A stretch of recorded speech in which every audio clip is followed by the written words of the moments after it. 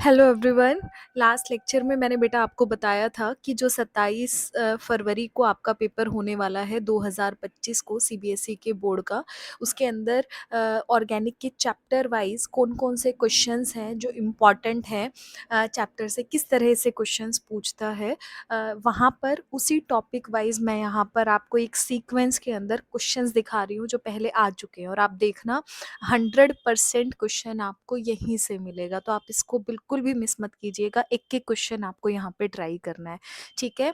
आपने अभी तक तैयारी कर ली होगी, क्योंकि एक दिन आपके पास रहा है, आज का दिन भी आपके पास रहा था, आधा दिन आपके पास था।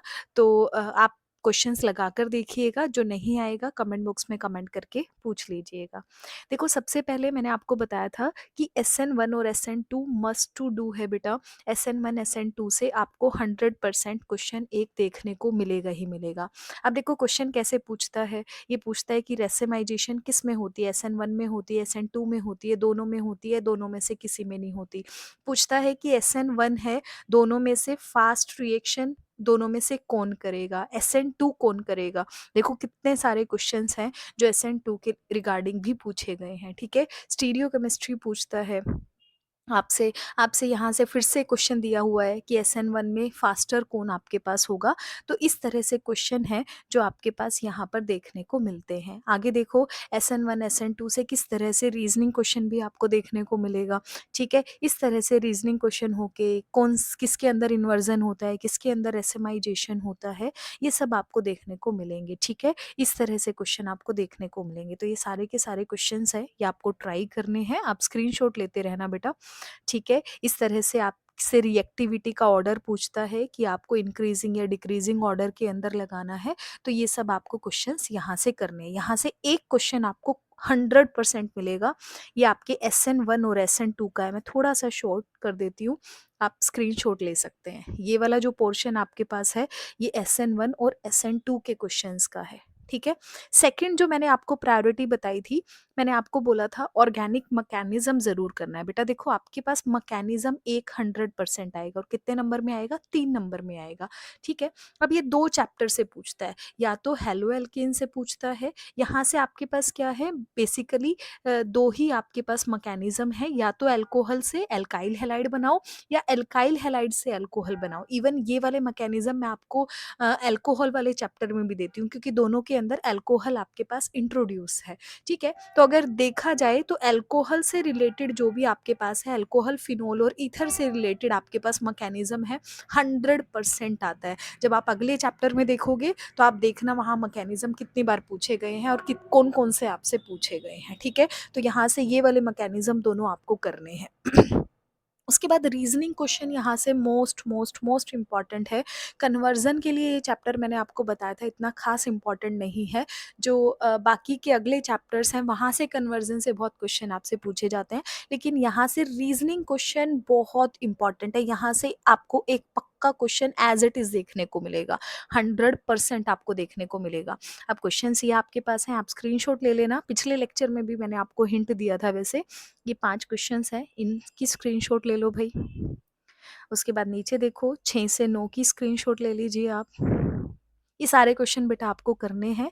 ये सब ऑलरेडी इससे पहले की वीडियोस में जो मैंने आपको क्वेश्चंस कराए हैं, ये सारे वही क्वेश्चंस हैं। वहाँ पर मैंने आपको चारों चैप्टर का मिक्स करके क्वेश्चंस को कराया था। यहाँ पर चैप्टर वाइज अलग अलग मैंने आपको दिखा दिए हैं कल की वीडियो के बेस पे कि क्वेश्चन कौन कौन से आपको करने हैं चैप्टर वाइज, ठीक है।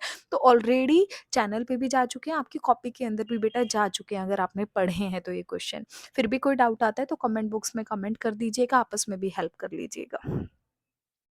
बाकी मैं तो हूँ ही आपके पास। ये देखो, ये क्वेश्चन है, स्टेटमेंट क्वेश्चन है। ये 2 क्वेश्चन भी पूछता है, तो मैंने रीजनिंग के अंदर ही डाल दिया था आपके पास। PPL रोटेट करने के लिए जो एंगल मेजरमेंट होती है, उसके लिए कौन सा इंस्ट्रूमेंट यूज होता है। तो ये वाले आपके पास रीजनिंग क्वेश्चन है, आप इनका स्क्रीनशॉट ले लो 10 से 15 का, ठीक है। आगे चलते हैं, अब 16 से 20 का ले लीजिए। आगे चलते हैं, 21वां और 22वां ले लीजिए।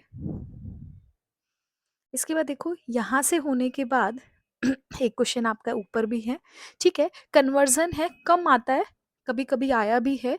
तो ये वाले जो क्वेश्चन हैं कन्वर्ज़न के ऑलरेडी पिछले 10 इयर्स में पूछे जा चुके हैं, लेकिन कम आता है, बहुत कम क्वेश्चन आता है बेटा कन्वर्ज़न से, ठीक है? लेकिन ये जो 4-5 हैं इनकी आपको एक बार प्रैक्टिस ज़रूर करनी है। इसके बाद देखो कंप्लीट द रिएक्शन इम्पॉर्टेंट है।